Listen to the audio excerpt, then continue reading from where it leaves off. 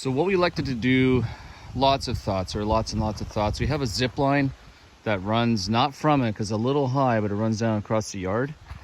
So really the idea, the first thing I thought about was height, and my neighbor kept pushing me to go higher. So I was happy with about 6 feet, but this is actually probably 10 feet plus another 1.5 feet with the 10 by 10s or 2 by 10s.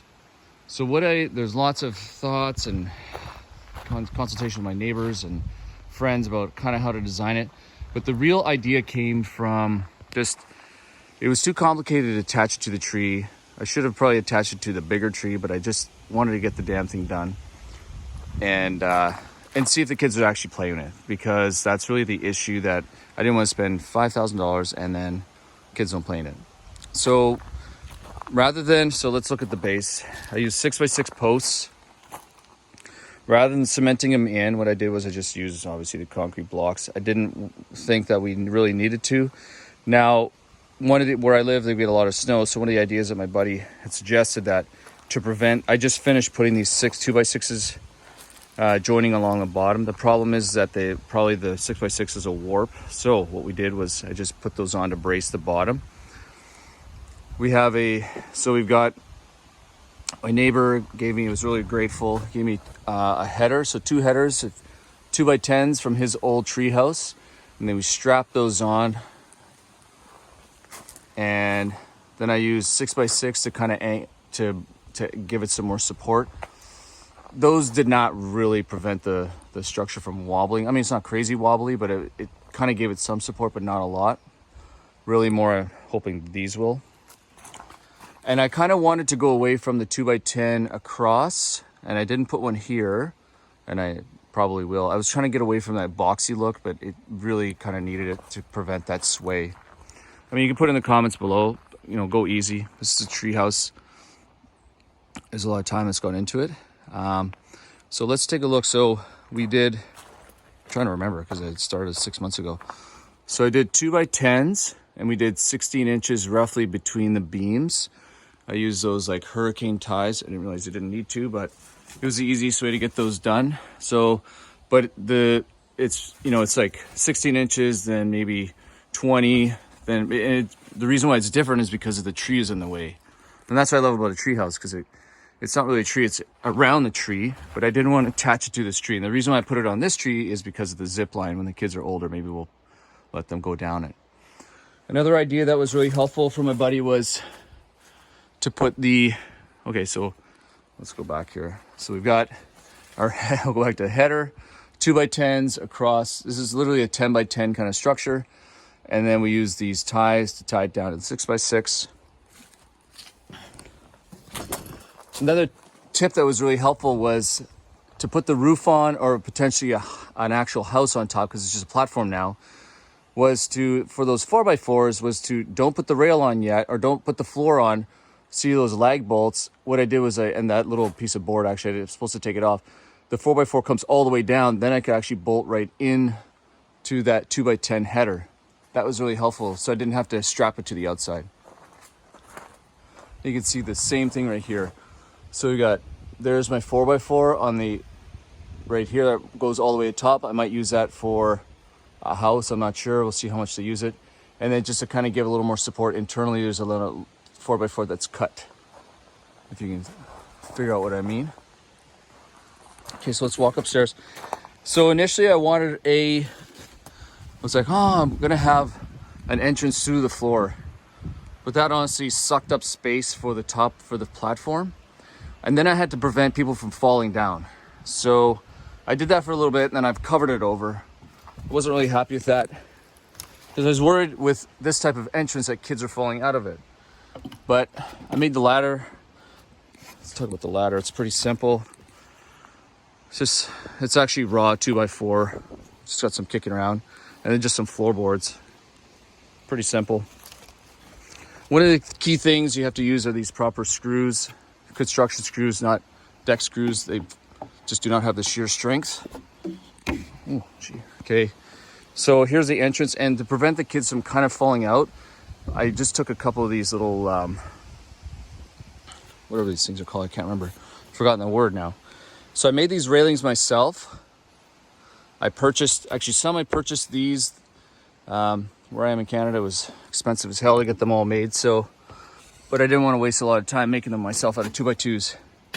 So I had, to make it look decent, I had these, just bought them in a pack. And then for the back, where people can't see, I just made them myself. I'll have to figure out the word, I can't remember for some reason. So I made these by myself, and you know, they work.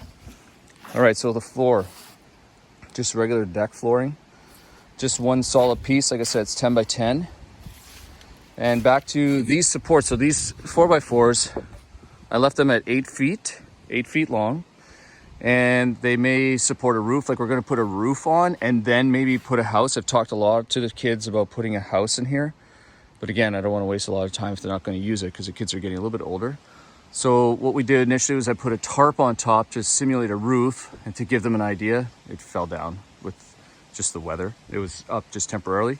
So they like the roof. I'm going with a simple flat, not flat, but just an angled roof rather than a peak. A lot easier, so much easier. So we'll figure that out. The height is good because I measured this out with the kids in here. And then, ooh, actually I'm starting to shake it. Much more stable with the bottom 2x6s attached. Okay, so one last piece about this is really helpful, putting those 4x4s all the way down, attached on the inside to the header, the 2x10 header. So essentially it's a platform. I mean, it's pretty simple. Just takes a bit of work. A lot of the advice online, especially from Treehouse, the professional treehouse builders, is to make sure you have a minimum amount of space. Oh, you can see the tree moving actually in the wind. I'll just move it for you. To give it enough room for movement and also for the movement and growth, so we can easily adjust this. What was the other thing? Oh, made a simple little pulley device. They really love this. It attaches to a buckle. That was so simple. Just a 2x10 here. Reaches out, and then they can haul stuff up and down. It's attached to like a it's Canada, like no frills plastic bucket they can bring up and down to bring their stuff. As you can see, the kids are doing lots of painting up here. It's fall time. So just to talk about the entrance. So a trap door, my kids, the youngest is 8, but there are other younger kids on here. So I really didn't trust a trap door from falling down. So what I did was I put, when this was here, this little bench was actually moved over top of the hole. So actually it was very hard for you to fall down the hole. It kind of blocked the hole. Oh, it's so movable. There we go. So the bench was like that. And then I had a couple straps. You can actually see them. They're the blue things all the way down there. I had those kind of here, so it made it kind of like an obstacle to get up and down. But then this hole just took up space. And I was like, you know what? I've had enough. So the beauty of a treehouse, you just modify it. Put that back there. So the future plans are to make the kids want a house in here. And we'll see how that goes. Put a roof on. We'll wait till winter's over. And as an additional piece, I'll just show this to you. This ladder is here, and this tiny little platform, because I love tree houses because it's all beta. Our second son made this rope swing off a tree. So it's actually a cable, and he comes up here with his harness and swims back and forth, and he's figured out how not to hit himself. Probably looks more dangerous than it actually is.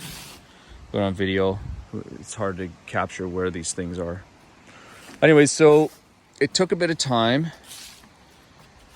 There's our view. I love it. It's actually a very beautiful place to hang out. I'll just kind of give you the roundabout here.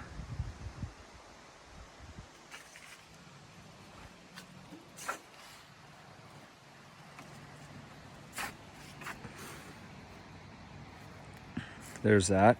So you can see, I'll just talk about the zip line real quick. My neighbor gave me this stuff last year, and the kids love it. They use it. I'd say it's kind of like a fad, goes in and out of fad. That's the tallest tree, thickest tree on the other side. So all the other trees, this is all built up. It's like from the bottom of that grass down is like 20 feet. So that's the tallest tree. So that's why it's supported. I'd probably use the bigger tree next time. Anyways, live and learn. This tree's going okay. And you're probably wondering, what are these for? This is just so the cable does not dig into the tree. and dig into it. So that's what that is. And then last piece, we have our whatever that thing's called, I can't remember. You can see in front of you. I don't think anybody's actually used it, so it's fall time to take it down, never put it back up again. Slack line, that's what I'm looking for.